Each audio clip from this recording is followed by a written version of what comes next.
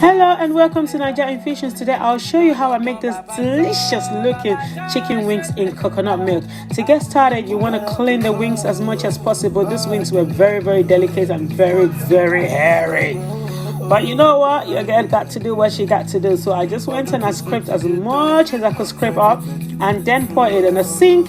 Add a bit squeeze of lemon just to get rid of some smell and just emancipate it there, and give it a good rinse in warm water. Never wash your meat in hot water, it's not advisable. Just give it a good rinse. Again, you can rinse it as many times as you want, up to you, but I just washed it under the sink and then drain out any excess. As you can see, it's still got hair on it. Then the butter went in as well, and then the shallot as well as scotch bonnet and spring onions.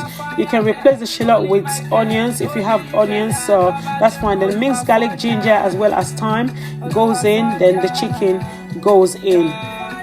You just want to mix it at this point so that everything just incorporates into the chicken. You just want to give it a good stir, give it a bit of tender loving care. Then the paprika goes in.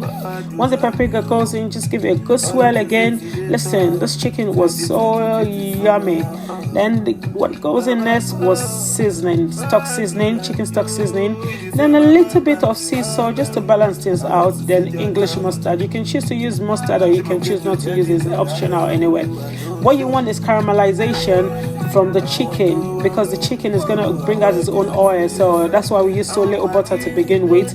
And as well as the coconut milk goes in. Coconut milk as well, the more it cooks, the more it brings out its own oil, so you don't really need too much oil in your cooking.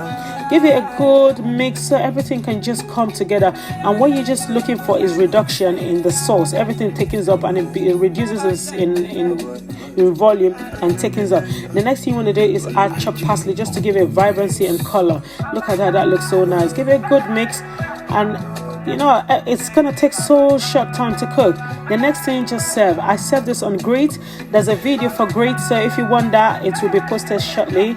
But you can have it with rice, with spaghetti, with noodles, anything you want. Thank you so much for always tuning in. Bye for now.